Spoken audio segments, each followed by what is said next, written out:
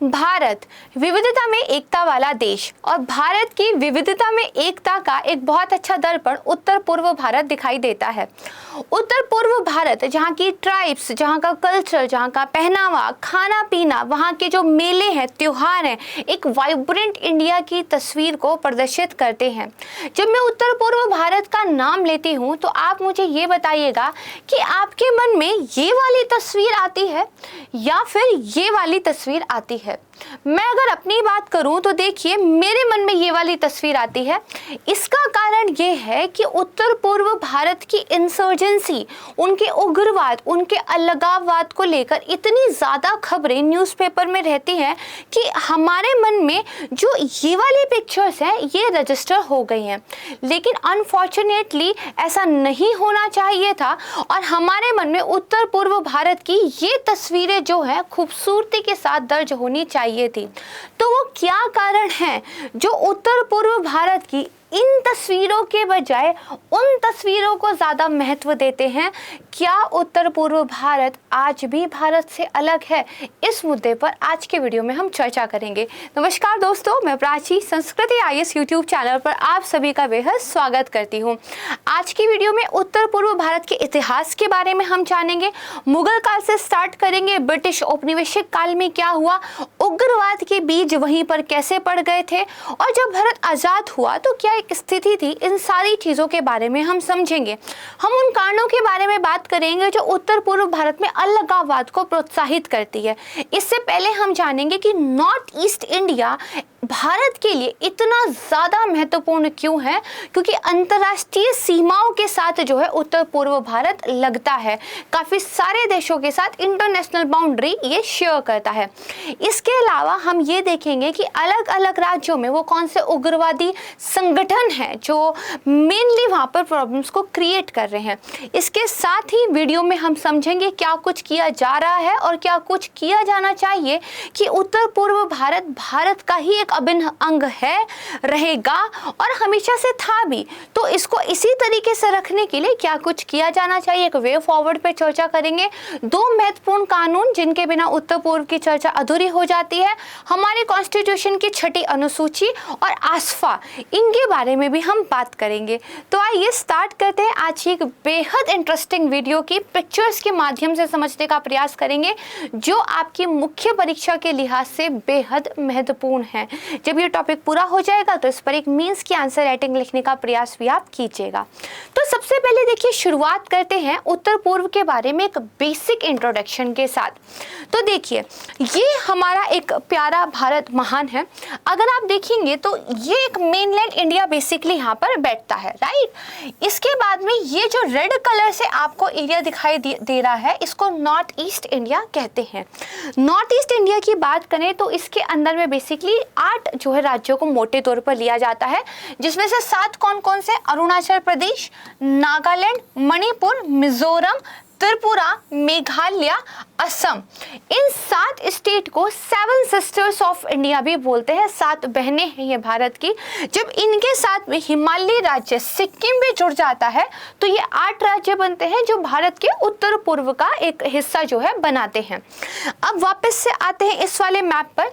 यहाँ पर थोड़ा सा फोकस कीजिए आप कि इस उत्तर पूर्व भारत को मेनलैंड इंडिया से जोड़ने वाला देखिए ये एक छोटा सा रास्ता है, ठीक है। अगर आप मैप को ही देख पा रहे हो तो इस रास्ते की लंबाई चौड़ाई कुछ खास नहीं है। इसका मतलब ये जो छोटा सा रास्ता है यही एकमात्र ऐसा मार्ग है जो हमें उत्तर पूर्व भारत से जोड़ता है। क्यों? क्योंकि यहाँ पर कोई और कंट्री है, यहाँ कोई और कंट्री है, यहाँ कोई और कंट्री है, यहाँ कोई और कंट्री है, यहाँ कोई और कंट्री है। यानी कि देखा जाए तो चारों तरफ से इंटरनेशनल जो दूसरी हमारी कंट्रीज़ हैं, हमारी नहीं जो उनकी कंट्रीज़ है, उसके साथ इसका बॉर्डर लगता है। तो हम कनेक्ट कर पाते हैं केवल इस रास्ते से। मैं इस बात पर एम्फेसिस क्यों कर रही हूँ? क्योंकि हाल ही के टाइम पर जब बात आती है नॉर्थ ईस्ट की, इंडिया की, चाइना की, बांग्लादेश की, भूटान की, नेपाल की, तो इस एरिया की सबसे ज़्यादा बात आती है। जैसे पिछले कुछ दिनों में डोकलाम का मुद्दा चर्चा में था, सिलीगुड़ी कॉरिडोर, भारत का चिकन नेक, ये वर्ड आपने न्यूज़ में सुने होंगे। इन सब का क्या मतलब है और इस एरिया से कैसे बिलोंग करते हैं, आने वाली वीडियो में हम जो है समझेंगे। फिलहाल के लिए आपको ये पता चल गया 7 सिस्टर्स प्लस 1 स्टेट हमारा नॉर्थ ईस्ट इंडिया है। अब बात करते हैं इतिहास की, क्योंकि किसी भी चीज़ के बारे में जब तक आपको इतिहास ना पता हो तो उसका वर्तमान आज जैसा है वो वैसा क्यों है ये हमें नहीं पता चलता। तो देखिए, आप मैप में देख पा रहे होंगे, ये जो ग्रीन कलर से बेसिकली आपको दिखाई दे रहा है, मोटे तौर पर ये क्या है, एक जो है दिल्ली सल्तनत वाला जो है एरिया था। और जब हम मुगलों की बात करते हैं तो बेसिकली मुगलों का एरिया भी कुछ इसी तरह का ये सारा का सारा फैलता था। लेकिन यहाँ जहाँ पे नॉर्थ ईस्ट पड़ता है, एक अहोम आपको जो है राज्य दिखाई दे रहा होगा। तो थोड़ी सी लोकेशन ध्यान रखिएगा, यहाँ पे कौन था, अहोम साम्राज्य था। हम कब की बात कर रहे हैं, दरअसल हम पहुंच चुके हैं मध्यकालीन भारत में। मध्यकालीन भारत में जब हम पहुंच गए हैं तो मुगलों ने देखिए अहोम जो साम्राज्य था उस पर बेसिकली आक्रमण किया। दरअसल असम जनवरी 1662 से ही लगातार इस्लामी आक्रमण का सामना कर रहा था। मुगल अहोम संघर्ष जब इसकी बात आती है तो एक नाम सामने आता है, लाचित बोरफुकन। दरअसल ये नए सेनापति बने अहोम साम्राज्य के और इन्होंने मुगलों पर बहुत शौर्यपूर्ण विजय हासिल की थी। जब लाचित बोरफुकन का मैं नाम लेती हूँ तो एक चीज़ ध्यान रखिएगा कि जो शिवाजी थे जिन्होंने मुगलों से टक्कर ली और लाचित बोरफुकन, ये दोनों ही कहीं समकालीन थे। तो दिस इज इंटरेस्टिंग फैक्ट, मुझे लगा आपको बताना चाहिए। तो देखिए, दरअसल ये जो युद्ध हुआ इसमें अहोम सेना काफ़ी कम थी, मुगलों के मुकाबले उनके पास संसाधन भी कम थे, लेकिन अपनी चतुर कूटनीति से और बहुत शौर्यपूर्ण साहस जो उन्होंने दिखाया है उसकी वजह से उन्होंने देखिए मुगलों पर क्या है विजय प्राप्त की। सराय घाट की विजय, इसको याद रखिएगा, बहुत इंपॉर्टेंट है जब आप मध्यकालीन भारत पढ़ते हैं, नॉर्थ ईस्ट इंडिया की हिस्ट्री। तो देखिए, सराय घाट का युद्ध ये जो हुआ ये आपका 1671 में हुआ। ठीक है, मैंने आपको बताया इससे पहले से ही लगातार क्या है ये आक्रमण फेस कर रहे थे। अब देखिए यहाँ पर बेसिकली मुगल साम्राज्य, ठीक है, और जो अहोम साम्राज्य था जिसका नेतृत्व लाचित बोरफुकन कर रहे थे, इनके बीच में हुआ कहाँ पे, तो ब्रह्मपुत्र में जो सराय घाट था गुवाहाटी असम में, वहां पर ये लड़ाई लड़ी गई थी। So the name Sarai Ghat, right. अब यहाँ पर देखिए क्या किया था कि सराय घाट की लड़ाई में बेसिकली अहोम राज्य ने मुगलों को हरा दिया था। एक इतनी बड़ी केंद्रीय सत्ता उनको बेसिकली हरा दिया था और ये असम में मुगलों का जो विस्तार करने का एक सपना था उसकी अंतिम लड़ाई थी। यहाँ पर जो है ये लड़ाई खत्म हो गई। तो देखा जाए तो मुगलों के तो छक्के बेसिकली ये छुड़ाते चले गए थे। लेकिन इसके बाद क्या हुआ, इसके बाद देखिए 1817 में अब हम आ जाते हैं। 1817 में एक साम्राज्य कौन सा था, बर्मा। आज के टाइम पे जो म्यांमार है वो पहले क्या था, बर्मा था। ठीक है, इसको ध्यान रखिएगा। तो बर्मा भी अपना एक साम्राज्य था। उन्होंने क्या किया, 1817 में पूरे नॉर्थ ईस्ट पर क्या है कब्जा कर लिया।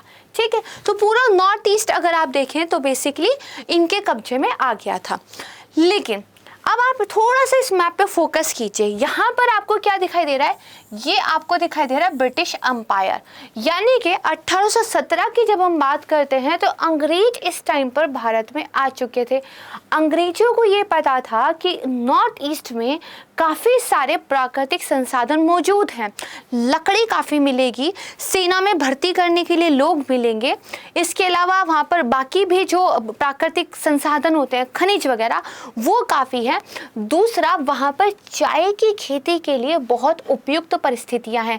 चाय का मार्केट उस टाइम पे काफ़ी बूम कर रहा था और चाय को बेचकर अंग्रेज काफ़ी लाभ ऑलरेडी कमाने की फिराक में थे। तो अगर ये वाला एरिया अंग्रेज कंट्रोल कर लेते हैं तो मतलब चाय के बागानों को मुट्ठी में कर लेते हैं, चाय के उत्पादन को मुट्ठी में कर लेते हैं और साथ में नॉर्थ ईस्ट के जो प्राकृतिक संसाधन है, वहाँ के जो घने जंगल है, वहाँ जो लकड़ी मिलती है उसको भी अपने कंट्रोल में कर लेते हैं। टिम्बर अपने आप में एक बहुत ही इम्पॉर्टेंट प्रोडक्ट उस जमाने में माना जाता था, आज भी है। तो देखिए, बर्मा का हो गया कब्जा।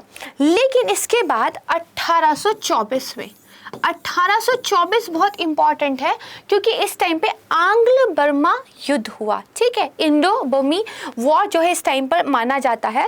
और बेसिकली इस वॉर का जो एंड हुआ वो हुआ यांडबू की संधि के साथ, ठीक है। जब आप मॉडर्न हिस्ट्री पढ़ेंगे तो इसको बेसिकली आप पढ़ेंगे यांडबू की संधि के साथ जो है ये वॉर समाप्त हुआ। और इस संधि के तहत देखिए क्या हुआ, जो बेसिकली पूर्वोत्तर भारत था वो ब्रिटिश कब्जे में आ गया। Now focus on this map. यहाँ पे देखिए ये बेसिकली वो एरिया दिखा रहा है जो ब्रिटिश रूल में है, यानी कि जो पीले रंग के एरिया है वो ब्रिटिश रूल के अंदर आ गए हैं। जो आपको ये रेड पिंक सा एरिया दिख रहा है ब्रिटिश रूल के अंदर नहीं है। Now come to the north east वाला एरिया, तो ये येलो कलर में ज़्यादा है डिस्पाइट थोड़े थोड़े आप एरिया को छोड़ दीजिए। तो मतलब अब हमारा जो उत्तर पूर्व है वो किसके कंट्रोल में आ गया, वो अंग्रेजों के कंट्रोल में आ गया। मुगलों के नियंत्रण में जो नहीं आया वो अब अंग्रेजों के नियंत्रण में आ गया। तो देखिए अब जैसे ही ये एरिया अंग्रेजों के कंट्रोल में आ गया तो शोषण शुरू हो गया। लकड़ी को काटने लगे अंग्रेज, चाय के बागान जो है अंग्रेजों ने लगा दिए जहाँ पर बाकायदा बंधुआ मजदूरी कराई जाने लगी। उनको कोई मजदूरी नहीं मिलती थी, बहुत ही अमानवीय कंडीशंस में काम कराया जाता था। और वहाँ के जो प्राकृतिक संसाधन थे उनका खनन जो है अंग्रेजों ने अपने हित के लिए करना शुरू कर दिया। इसके अलावा अंग्रेजों की जो फूट डालो राज करो की नीति थी वो यहाँ पर भी देखने को मिलती है। उन्होंने इस तरीके से काम किया कि इस वाले एरिया को हमेशा ये एहसास दिलाया कि आप इस एरिया से अलग हैं। उन्होंने हमेशा इस तरह से ट्रीट किया इन लोगों को कि आप भारत का अंग कभी थे ही नहीं थे। और भारत नाम, भारत एक राष्ट्र जैसी कॉन्सेप्ट तो उस टाइम पे वैसे भी नहीं थी। तो इन लोगों को क्या है बेसिकली इन्होंने हमेशा अलग तरीके से ट्रीट किया।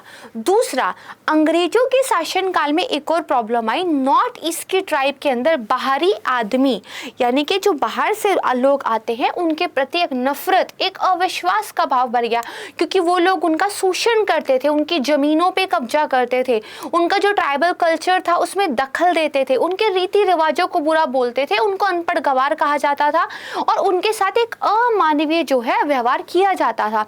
तो अंग्रेजों ने दो काम कर दिए। एक तो मेनलैंड ऑफ इंडिया से हम अलग हैं, इस भावना को उन्होंने प्रबल किया।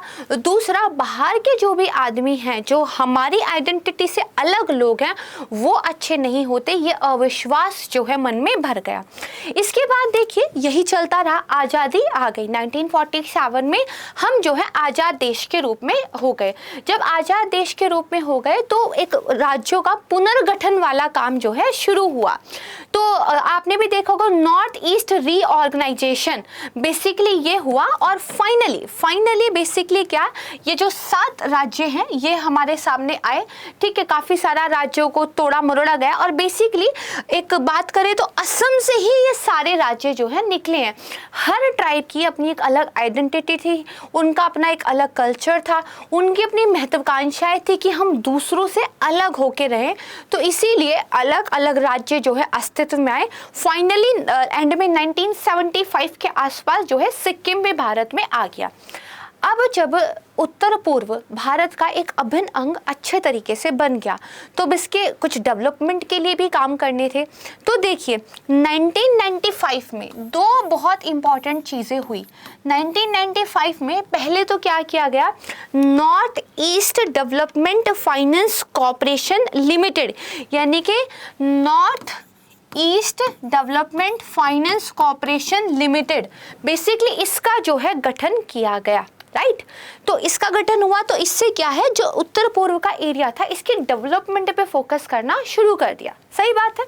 तो अब तक हम कहाँ पहुँच गए, मुगलों की लड़ाई हुई, उसके बाद बर्मा का एक आक्रमण हुआ, देन ब्रिटिशर्स आए, उन्होंने इस पे कर लिया, भारत को आज़ादी मिल गई, राज्यों का पुनर्गठन हुआ और फाइनली आज हम कहाँ पे हैं, फिलहाल हम 1995 में आ गए हैं। ठीक बात है। इसके अलावा देखिए इसी टाइम पर लुक ईस्ट पॉलिसी ये जो है भारत की तरफ से शुरू कर दी गई। अब एक बात देखते हैं हम, यहाँ पे देखिए ये इस वाले मैप की अगर मैं बात करूँ तो थोड़ा सा मैं आपको दिखाना चाहूँगी, हालांकि एक मैप में आपको आगे भी दिखाऊंगी, उससे चीज़ें और क्लियर हो जाएंगी। तो थोड़ा सा यहाँ फोकस अब आप कीजिए। यहाँ पे क्या है, तो अगर हम बाद में मैप की बात करें तो यहाँ पे नॉर्थ ईस्ट एशिया है, राइट। अगर भारत को नॉर्थ ईस्ट एशिया से संबंध बनाने हैं तो दिस इज द गेटवे जो हमारा, और यहाँ पे क्या है, यहाँ पे म्यांमार है और म्यांमार से हम आगे नॉर्थ ईस्ट एशिया में जाते हैं। तो अगर हमें यहाँ से संबंध बनाने हैं तो ये हमारा क्या है, एक रास्ता है, एक द्वार है, एक गेटवे है। तो जब लुक ईस्ट पॉलिसी 1995 में फेमस हुई, एक डिप्लोमेसी के रूप में भारत ने इसको अपनाया, तो उत्तर पूर्व वाला जो पूरा रीजन था ये अगेन फोकस में आ गया। लेकिन फिर देखिए जब हम 21वीं सदी में आ गए तो देखिए जो एस्पिरेशंस थी नॉर्थ ईस्ट की वो अच्छे तरीके से फुलफिल नहीं हो पा रही थी, राइट। और हुआ क्या था कि वहाँ का जो अलगाववाद, उग्रवाद, ठीक है, उन लोगों की जो भारत से अलग होने की मांगे थी वो काफ़ी ज़्यादा जो है बढ़ने लगी थी। इसके बारे में हम पढ़ेंगे, पहले हम एक हिस्ट्री जान लेते हैं।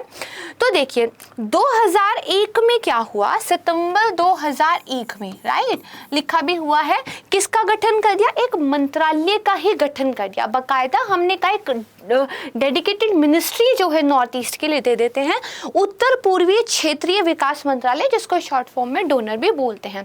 कहा गया कि भाई अगर नॉर्थ ईस्ट का डेवलपमेंट करना है तो जो अलग अलग योजनाएं चल रही हैं, अलग अलग मंत्रालयों के तहत, सड़क चल रहा है, ठीक है, परिवहन मंत्रालय के तहत कनेक्टिविटी की बात चल रही है, इलेक्ट्रॉनिक्स मंत्रालय के तहत उद्योग वगैरह लगाने की बात चल रही है ना, मल्टीपर्पज वगैरह जो लॉजिस्टिक पार्क से उनकी बात चल रही है, तो फूड प्रोसेसिंग के तहत। तो कहा गया ऐसे तो नहीं होगा, सबको इकट्ठे लेके आना है, तो एक मिनिस्ट्री बना देते हैं।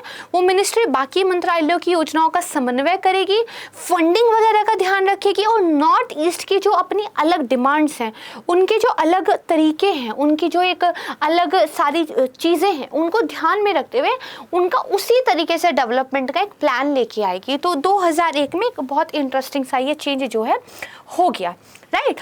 तो आज हम यहाँ पर पहुँचे हैं और फाइनली अभी एक न्यूज़ आई थी कि एनसीआरबी ने ये कहा है कि वायलेंट जो सबसे ज़्यादा केसेस हमें देखने को मिले वो असम में मिले हैं। दूसरी जो न्यूज़ आई है वो होम मिनिस्ट्री की आई है, जिसमें उन्होंने ये कहा है कि नॉर्थ ईस्ट के अंदर में जो उग्रवाद है वो धीरे धीरे उसकी घटनाएं कम हो रही हैं। तो इस वजह से अब तक हमने इतिहास समझा, अब हम मॉडर्न टाइम में आ गए हैं।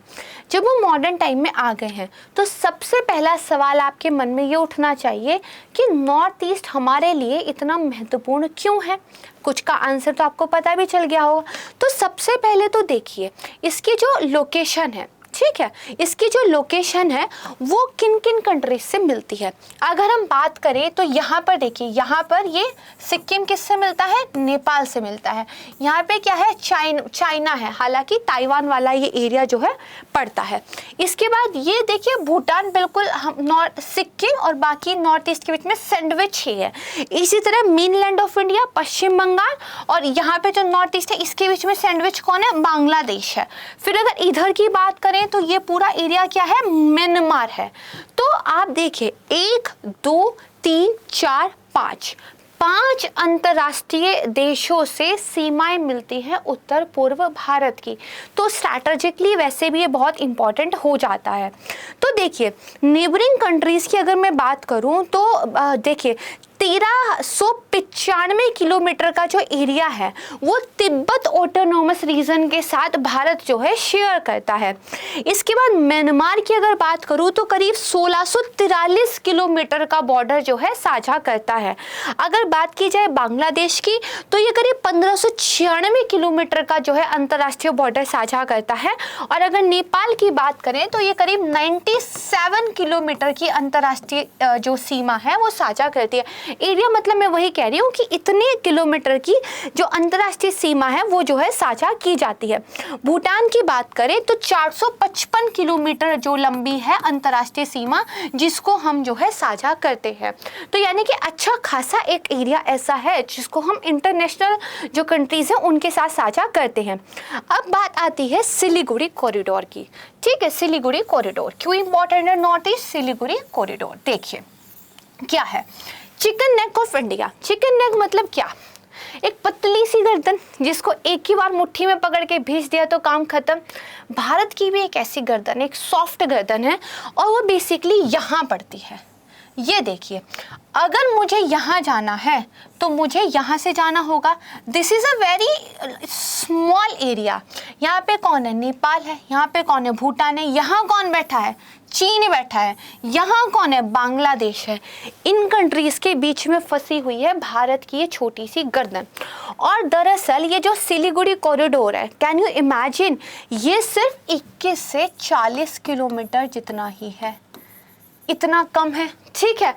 तो यानी कि किसी भी अन्य देश के लिए भारत की दुखती हुई रग पर अगर हाथ रखना है तो वो सिलीगुड़ी कॉरिडोर पर हाथ रख सकता है। और चाइना के बारे में तो लगातार आप न्यूज़ सुनते होंगे कि वो इस पर्टिकुलर एरिया को मतलब स्ट्रैटेजिकली यहाँ पे अपनी इस तरह की उपस्थिति रख रहे हैं, ऐसे काम कर रहे हैं, इस तरह का इंफ्रास्ट्रक्चर, इस तरह की चीज़ें वो कर रहे हैं बाकी कंट्रीज़ के साथ। जैसे नेपाल के साथ उनका ट्रांस हिमालयन एक ट्रांसपोर्ट कॉरिडोर बन रहा है, तो वो इतना इंफ्रास्ट्रक्चर का निर्माण आसपास की कंट्रीज में कर रहे हैं कि इंडिया को बाकायदा घेरा जा सके।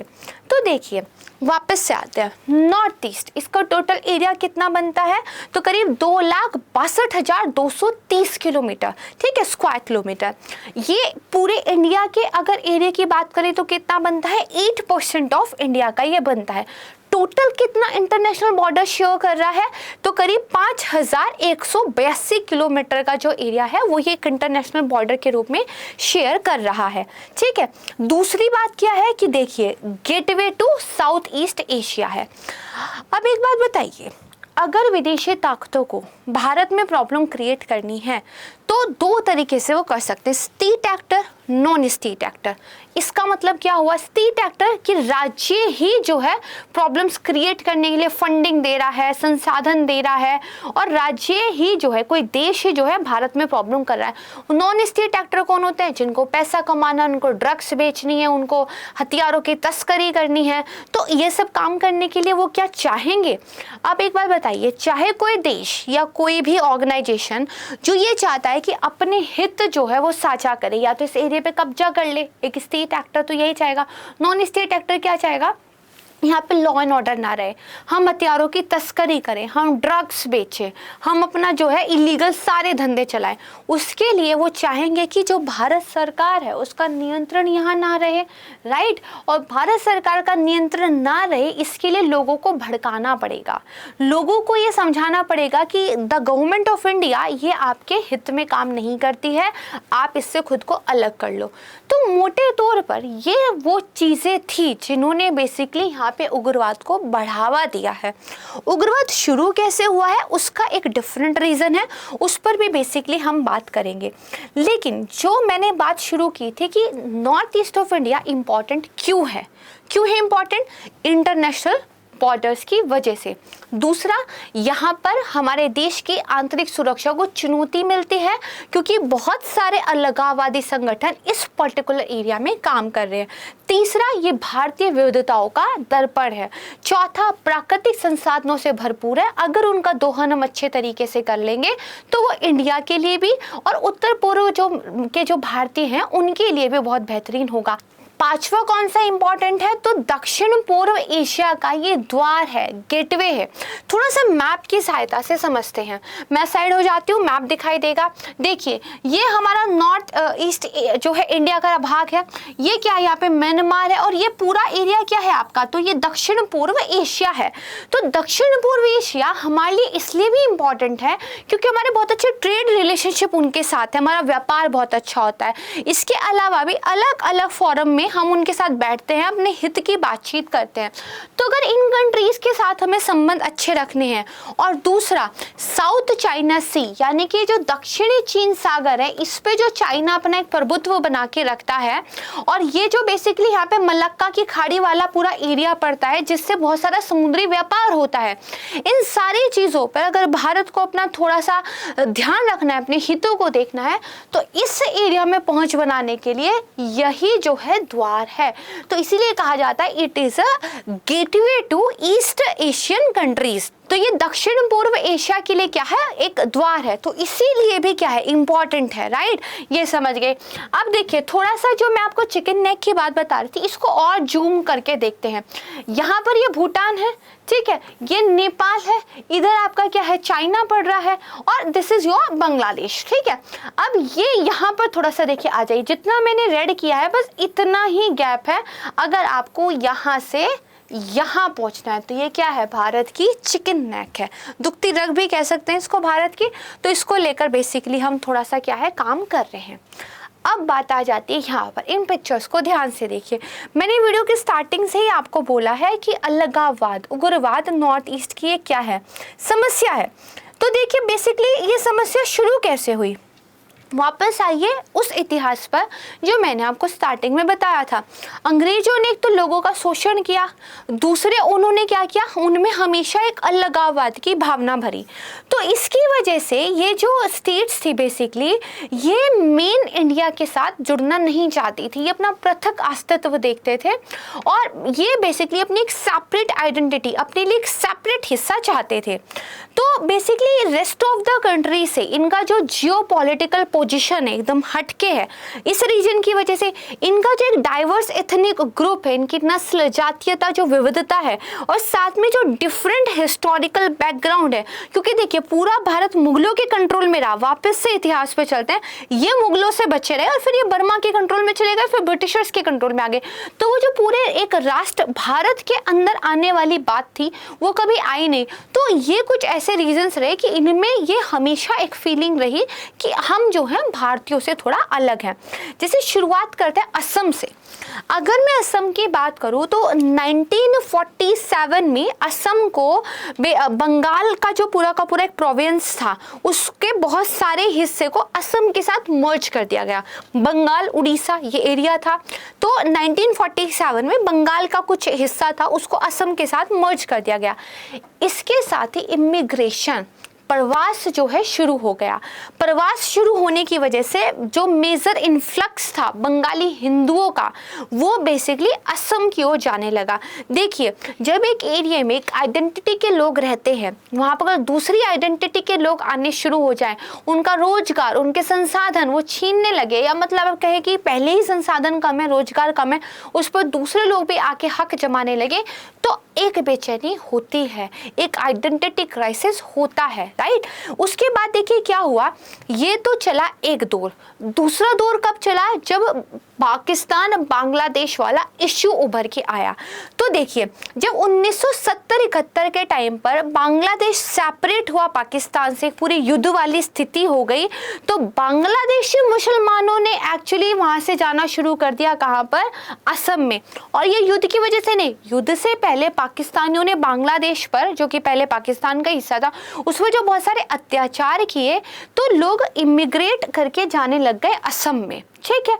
तो अब वहां पे क्या है, अगेन एक आइडेंटिटी क्राइसिस हुआ, अगेन बहुत सारे बंगाली मुसलमान जो है असम में जाने लगे, तो वहां के जो मूल निवासी थे उनको एक डर लगने लग गया। और बेसिकली 1979 में, 1970 के आसपास ये इमिग्रेशन हुआ, और 1979 में वहाँ पे प्रोटेस्ट एजिटेशंस जो है शुरू हो गए।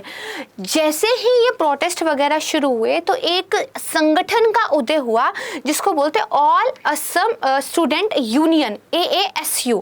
बेसिकली इन्होंने जो बांग्लादेशी इमिग्रेंट का इलीगल इन्फ्लक्स हो रहा था, जो अवैध रूप से बांग्लादेशी प्रवासी वहाँ आ रहे थे, इसके खिलाफ बेसिकली क्या करना है, एक विरोध प्रदर्शन पूरा का पूरा करना शुरू कर दिया। लोग सड़कों पे बकायदा उतर आए, ठीक है।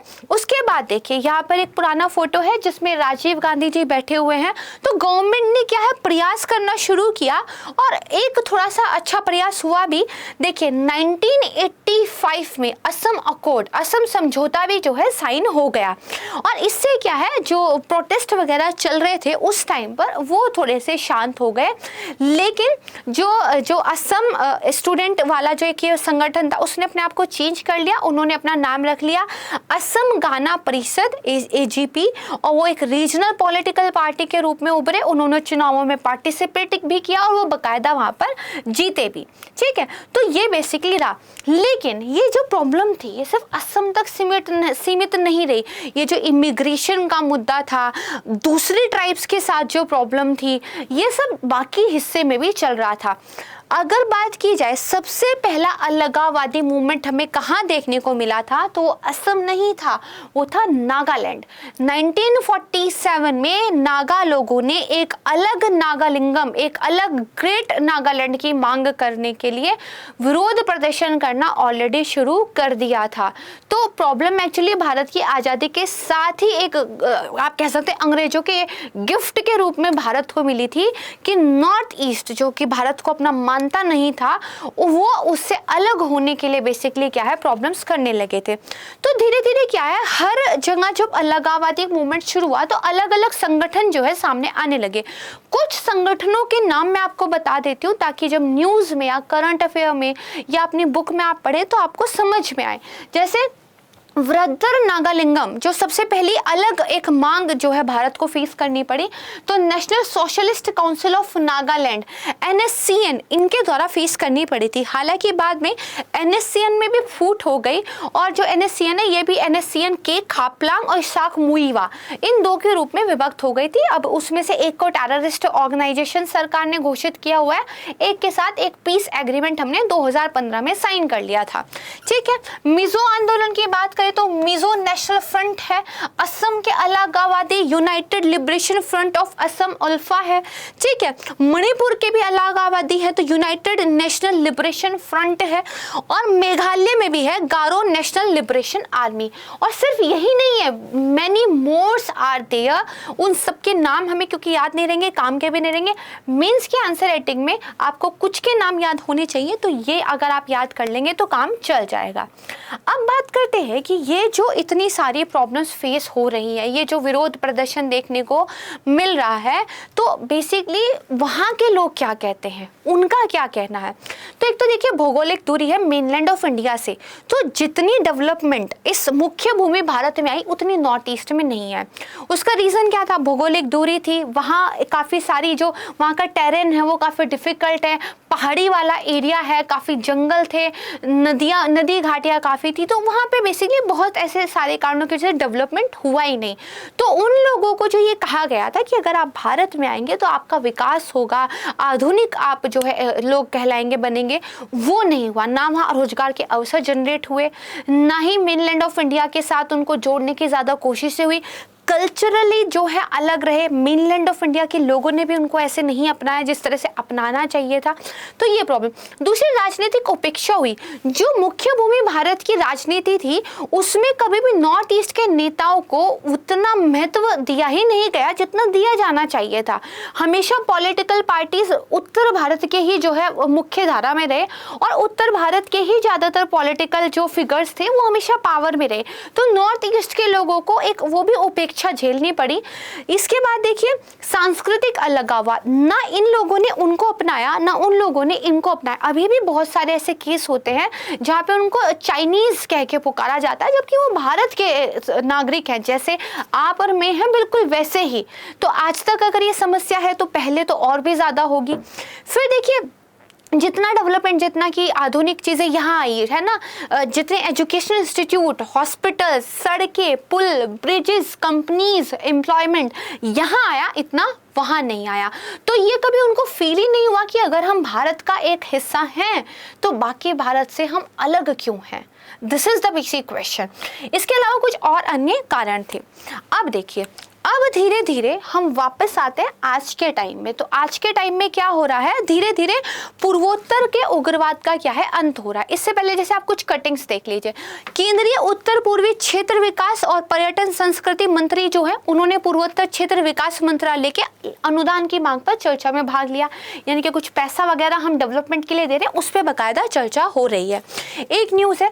दूसरा यहाँ पे देखिए नॉर्थ ईस्टर्न काउंसिल जो है, उत्तर पूर्वी जो परिषद है वो कोलैबोरेट कोलैबोरेट कर रही है 20 स्कूल के साथ और ये अपनी तरह का पहला एंटरप्रेन्योरशिप डेवलपमेंट प्रोग्राम होगा। यानी कि अब ऐसी खबरें हमें दिखने लगी हैं कि नॉर्थ ईस्ट में किसी डैम का उद्घाटन किया गया है, किसी सड़क का, किसी ब्रिज का, ठीक है, हमारा नेशनल वाटरवेज 2 और 1, ठीक है, ये सारी चीज़ें बन रही हैं और बहुत सारा इंफ्रास्ट्रक्चर हम वहाँ पर क्रिएट कर रहे हैं, एजुकेशनल इंस्टीट्यूट्स वहाँ पर हम लेकर आ रहे हैं। तो अब वहाँ पर जो है काम हो रहा है।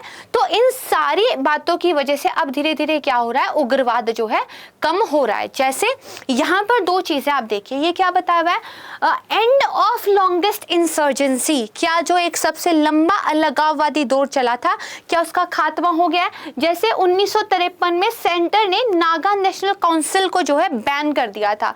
1988 में जो नागा सोशलिस्ट जो ये थी, नागा नेशनल काउंसिल थी, ये 2 भागों में बट गई थी, इसाक मुइवा और आपका खापलांग। फिर देखिए 2015 में पार्टीज ने पीस अकॉर्ड जो है साइन किया प्रधानमंत्री मोदी जी के साथ, एक शांति समझौता, हम हथियार रख देंगे, बातचीत करेंगे, ठीक है, ये सारी चीजें हुई।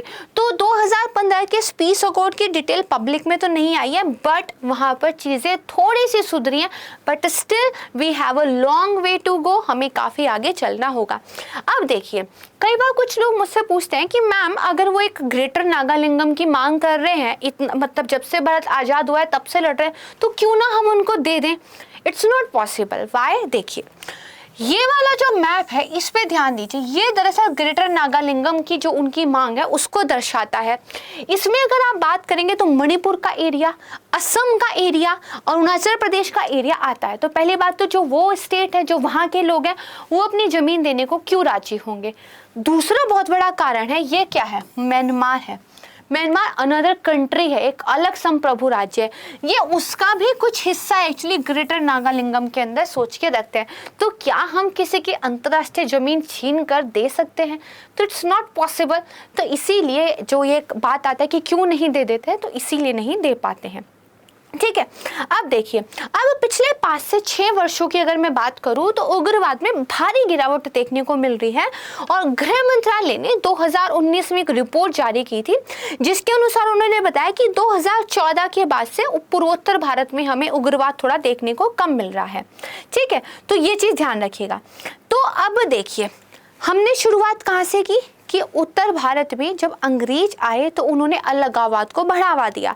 जैसे जब भारत सरकार अधिनियम 1935 आया था, उसमें उत्तर पूर्व भारत के कुछ हिस्से को निर्वासित के रूप में वर्गीकृत किया गया था। निर्वासित का मतलब होता है निर्जातीय समूह से जो पिछड़ी हुई जातियां, उनको अलग कर दिया गया था और उनके अंदर ये भावना विकसित की गई थी। इतना जो ईसाई मिशनरीज थे उन्होंने वहाँ पे काफ़ी ज़्यादा अच्छा काम भी किया था, बट उन्होंने उनमें एक अलगाववादी भावनाओं को पनपने में भी थोड़ा देखिए दिया था। It's a very controversial topic, आपके अलग अलग इसके बारे में मतभेद विचार हो सकते हैं, लेकिन देखिए ये तो हुआ ही था कि उनको ये बात बिठाई गई कि आप भारत का हिस्सा नहीं है, आप ब्रिटिशर्स के उपनिवेश हैं। तो ब्रिटिशर्स अगर चले जाएंगे तो आप आज़ाद हो जाएंगे, क्योंकि आप और किसी चीज़ के पार्ट नहीं हैं। और असम के अगर मैदानी इलाकों को छोड़ दें तो बाकी हिस्से का जो प्रशासन था उसको मुख्य धारा के प्रशासन से अंग्रेजों ने क्या है अलग रखा था, ठीक है। इसके बाद देखिए, जैसे नागा हिल्स जो हैं उनको असम प्रांत, वो पहले असम प्रांत द्वारा शासित होता था। नागा हिल्स वाला एरिया असम जो प्रांत था उसके द्वारा शासित होता था, लेकिन अंग्रेजों ने क्या किया, उसको बाद में उससे बाहर कर दिया और उसके प्रशासन के लिए एक अलग से मुख्य आयुक्त जो है नियुक्त किया। और ये भावना उनमें प्रसारित की गई, आप इंडिपेंडेंट हैं, आप स्वतंत्र हैं। और इसीलिए नागालैंड नेशनल काउंसिल भारत में वो पहला संगठन था जिसने भारत से अलग होने की मांग की थी। तो 2 बातें क्लियर हो गई, अंग्रेजों ने क्या किया जिसकी वजह से उनके अंदर ये भावना विकसित हुई, और अब हम बेसिकली क्या कर रहे हैं। तो मैंने बताया वहाँ पे हम डेवलपमेंट के काफ़ी सारे काम कर रहे हैं, ठीक है। गवर्नमेंट हमें बोल रही है कि वहाँ पे उग्रवाद समाप्त हो रहा है। तो उग्रवाद समाप्त होने के पीछे क्या क्या रीजंस हैं, थोड़ा सा हमें ये पता हो। तो देखिए, सबसे पहले तो मैंने आपको बताया था दो डिफरेंट चीज़ें हम देखेंगे, एक तो आसफा के बारे में और एक एनसीआरबी का डाटा आया था, ठीक है। तो इसके बारे में बात करूँ तो ये समझ लिए, सबसे पहले तो बाहरी सहायता की समाप्ति। देखिए वहाँ पे जो उग्रवाद है उसके लिए क्या चाहिए, पैसा चाहिए, हथियार चाहिए, ठीक है, लोगों को अपने वश में करना है, लोगों को वश में करने के लिए ड्रग्स का पूरा कारोबार वहाँ पे चलता है, तस्करी वहाँ पे बहुत बुरी तरह चलती है, ह्यूमन ट्रैफिकिंग वहाँ पर चलती है। और इस सब में जो उनको मदद मिलती थी वो नॉन स्टेट एक्टर के साथ साथ स्टेट एक्टर की भी मिलती थी, दूसरे जो देश थे। अब भारत ने पड़ोसी देशों के साथ काफ़ी सारे ऐसे समझौतों पे साइन किया है, ऐसे ऑपरेशंस चलाए हैं कि काफ़ी हद तक बाहरी सहायता इन उग्रवादी संगठनों को मिलनी समाप्त हो गई है। दूसरा क्या है, बातचीत सरकार ने ज़्यादा बढ़ाई है। जैसे 2015 का जो national socialist council of Nagaland था, इसाक मुइवा, उसके और केंद्र सरकार के मध्य क्या है, सिग्नेचर किए गए। फिर विरोधी समूहों के बीच भी असहमति है, जो संगठन है उग्रवादी वो भी अब एक मत नहीं है, उनमें भी फूट पड़ती जा रही है, फूट पड़ रही है। तो वो लोग अलग हो रहे तो छोटे छोटे संगठन बनते रह जा रहे हैं जिनके पास ना प्रॉपर हथियार है, ना प्रॉपर पैसा है, ना प्रॉपर रिसोर्सेज है। एक बड़ा संगठन ज्यादा चुनौतीपूर्ण होता है बाकायदे की 10 छोटे संगठनों के, राइट। तो ठीक है, ये कुछ हो गया। तो यहाँ पे आपको ये समझ में आ गया होगा कि जब हम उत्तर पूर्व के उग्रवाद की बात करते हैं, जो मैंने आपको पहले पिक्चर दिखाई थी, तो उसके पीछे क्या एक कहानी है, राइट। इतना तो क्लियर हो गया। अब दो इंपॉर्टेंट कानून हैं, उनके बारे में बात कर लेते हैं, जिसमें से एक है आसफा, जिसके बारे में कहा जाता है दो अलग बातें कि इसने वहाँ के उग्रवाद को शांत करने में मदद की है, दूसरा मत कहता है कि इसने वहाँ के उग्रवाद को बढ़ाया है। तो देखिए आसफा की अगर बात करें तो आसफा बेसिकली क्या है, सैन्य कानून है। सैन्य कानून का मतलब क्या हुआ, वहाँ पर बेसिकली जो सेनाएं हैं उनको कुछ स्पेशल पावर दी गई है, वो किसी को बिना वारंट दिए जो है गिरफ्तार कर सकते हैं, किसी के घर की तलाशी ले सकते हैं और बेसिकली किसी को भी जेल में भी डाल सकते हैं, ठीक है। काफ़ी सारी जो है पावर्स जो है वहाँ पे सेना को जो है, सुरक्षा बलों को बेसिकली जो है दी गई है। 45 साल पहले लगभग आसफा आया था, यानी कि 1958 के आसपास इसको जो है लागू किया गया था। क्योंकि सेना को वहाँ पर काफ़ी सारे विशेषाधिकार दिए गए हैं, इसलिए कई बार वहाँ के जो लोकल लोग हैं उनका ये मानना है कि ये हमारे अधिकारों का हनन करता है। और सेना का ये कहना है, क्योंकि सैन्य बलों का ये कहना है, क्योंकि हम लोग बहुत डिफ़िकल्ट सिचुएशंस में वहाँ पर रहते हैं और बहुत मुश्किल सिचुएशंस को हैंडल करते हैं, तो उसके लिए हमारे पास विशेष अधिकार होने चाहिए। आसफा के बारे में मैं बहुत डिटेल से नहीं जाऊँगी, क्योंकि ये अपना एक अलग वीडियो का जो है पूरा पोर्शन है। ऑलरेडी इस पर मैं एक वीडियो बना चुकी हूँ, आप प्लेलिस्ट में नीचे जाइएगा, आसफा पे आपको वीडियो जो है मिल जाएगा। बेसिकली मेरा वो फर्स्ट वीडियो भी था संस्कृति यूट्यूब चैनल पर, तो वो आप देख सकते हैं। इसके बाद देखिए आसफा को लेकर तो मतभेद है, लेकिन क्या कुछ ऐसा भी है जो एक्चुअली में कुछ अच्छा कर रहा है? तो दरअसल हमारे संविधान में 6ठी अनुसूची जोड़ी गई जो वहाँ के लोगों को क्या है, विशेष अधिकार देती है। जैसे 6ठी अनुसूची भूमि पर रहने वाले मूल निवासियों के अधिकारों की क्या है, रक्षा करती है। वो वहाँ के आदिवासी समुदायों को काफ़ी फ्रीडम देती है, जैसे आप अपने लिए कुछ कानून खुद बना सकते हैं, आप अपने आप को प्रशासित खुद कर सकते हैं। 6ठी अनुसूची में राज्यपाल को काफ़ी पावर्स मिली है और दरअसल 6ठी अनुसूची के तहत वहाँ पर जिला स्वायत्त परिषद जो है बनती हैं और वो जिला स्वायत्त परिषद और क्षेत्रीय जो परिषद है वो बनती है, वो वहाँ के लोगों को गवर्न करती है। राज्य विधानसभा के साथ साथ उन काउंसिल्स का भी काफ़ी योगदान रहता है। तो जैसे डेवलपमेंट की बात हो, स्वास्थ्य देखभाल की बात हो, एजुकेशन की बात हो, सड़क हो, काफ़ी सारे अधिकार उनको दिए गए हैं जहाँ पर वो काम करती है। यानी कि सरकार ने क्या कहा, आप चाहते हैं कि आपकी जो आइडेंटिटी है तो आपको आपके ही लोग प्रशासित करें, तो ठीक बात है, हम आपको अधिकार देते हैं। 6ठी अनुसूची के तहत आप ही लोग आपस में काउंसिल में आइए, जिला स्वायत्त परिषद में बैठिए, आप ही लोग कानून बनाइए, आप ही लोग जो है अपने एरिया को मैनेज कीजिए और ये आपने राज्य विधानसभाओं के साथ मिलकर करना है, राइट। तो ये दो इंपॉर्टेंट टॉपिक आपको पता होने चाहिए जब भी बात आती है उत्तर पूर्व भारत की। मीन्स की आंसर राइटिंग आसफा और 6ठी अनुसूची का उल्लेख किए बिना पूरी नहीं होती है, इसलिए मैंने आपको बता दिया है। चलिए, इतना तो हम समझ गए। अब थोड़ा सा एक ग्राफ देख लेते हैं। देखिए, इंसर्जेंसी जो कि जनवरी 2016 से सितंबर 2020 तक है, ये वहाँ पर कैसे कम हुई है। तो देखिए, इवेंट अगर आप देखेंगे, जो घटनाएं होती थी वायलेंस की, वो क्या है, काफ़ी कम हुई है। ठीक है, तो डाटा ही हमें दिखाता है कम हो रहा है, यानी कि जो सरकार कर रही है उसके रिजल्ट्स देखने को मिल रहे हैं। तो हमें क्या किया जाना चाहिए। तो देखिए, जो मुख्य भूमि के भारत है उसको ज़्यादा रिस्पॉन्सिबिलिटी उठानी पड़ेगी। उनको पर्यटन के जरिए, आपसी बातचीत के जरिए, एजुकेशन के जरिए, कल्चरल आदान प्रदान के जरिए, और जो लोग वहाँ से यहाँ आते हैं उनको प्रॉपर सम्मान देने के जरिए इस चीज़ को करना होगा। एक वाइब्रेंट इंडिया, एक इनक्रेडिबल इंडिया की कॉन्सेप्ट को जो है बढ़ावा देना होगा, हमें प्रोत्साहित करना होगा और उन लोगों को ये विश्वास दिलाना होगा कि आप और हम एक ही हैं। ठीक है, इसके अलावा जो पूर्वोत्तर के लोग हैं उनको मुख्य धारा की राजनीति में शामिल करना होगा। पॉलिटिक्स में ज़्यादा से ज़्यादा महत्व देना होगा।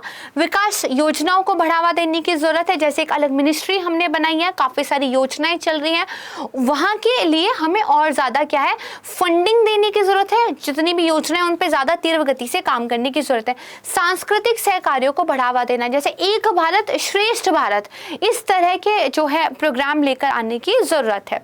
तो कनेक्टिविटी को बढ़ाना, अगर आपको वे फॉरवर्ड लिखना हो इसकी मेंस आंसर राइटिंग के लिए, तो कनेक्टिविटी को बढ़ाना, निरंतर सतर्कता भारत सरकार के द्वारा रखी जाए, लगातार बातचीत भी हो, और जहाँ पे बातचीत से सुलह नहीं होती है वहाँ पे सख्त पॉलिसी भी जो है अपनाई जाए। लोगों की जो आकांक्षाएं हैं उनको संबोधित किया जाए, रीजनल पार्टीज को पर्याप्त महत्व दिया जाए, राजनीतिक प्रतिनिधित्व उन लोगों को दिया जाए, जो मेल जोल है उसको ज़्यादा से ज़्यादा बढ़ावा देने की ज़रूरत है, एक दूरदर्शी नीति अपनाने की ज़रूरत है, और ज़्यादा एकीकरण और ज़्यादा जो है आप कह सकते हैं इंटीग्रेशन मुख्य लैंड के साथ करने की ज़रूरत है। अगर ये सब आप करेंगे तो पहली पिक्चर नहीं, ये वाली पिक्चर जो है आपके दिमाग में जब भी मैं नॉर्थ ईस्ट का नाम लूँगी तो आएगी। This is the vibrant north east of India, जो रिप्रेजेंट करता है हमारे भारत की विविधता को। तो मुझे उम्मीद है बहुत ही कम टाइम में, हालांकि वीडियो लंबा हुआ है लेकिन स्टिल एक पूरे नॉर्थ ईस्ट इंडिया को एक वीडियो के अंदर कवर करना अपने आप में चैलेंजिंग काम था। इसमें मैं सफल रही होंगी, आप लोगों को समझ में आया होगा। अब नॉर्थ ईस्ट पे अगर कोई मीन्स का आंसर लिखना होगा तो यू कैन राइट, ये मुझे पक्की श्योरिटी है। और आप इस तरह का एक प्रश्न लिख सकते हैं कि हाल ही के दिनों में उत्तर पूर्व भारत में उग्रवाद की घटनाओं में उल्लेखनीय कमी देखने को मिली है, लेकिन अभी भी चुनौतियां हैं।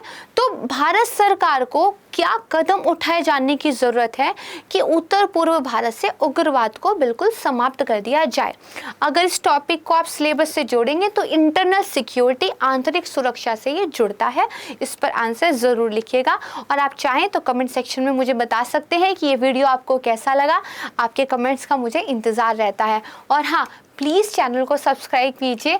आप लोग अगर ज़्यादा देखेंगे नहीं, ज़्यादा लाइक नहीं करेंगे, कमेंट नहीं करेंगे, सब्सक्राइब नहीं करेंगे, थोड़ी सी मुश्किल हो जाती है, राइट। तो प्लीज़ इसी तरह मोटिवेट कीजिएगा। बहुत जल्द मिलूंगी अगेन एक बड़े इंटरेस्टिंग टॉपिक के साथ। तब तक के लिए नमस्कार, धन्यवाद, जय हिंद।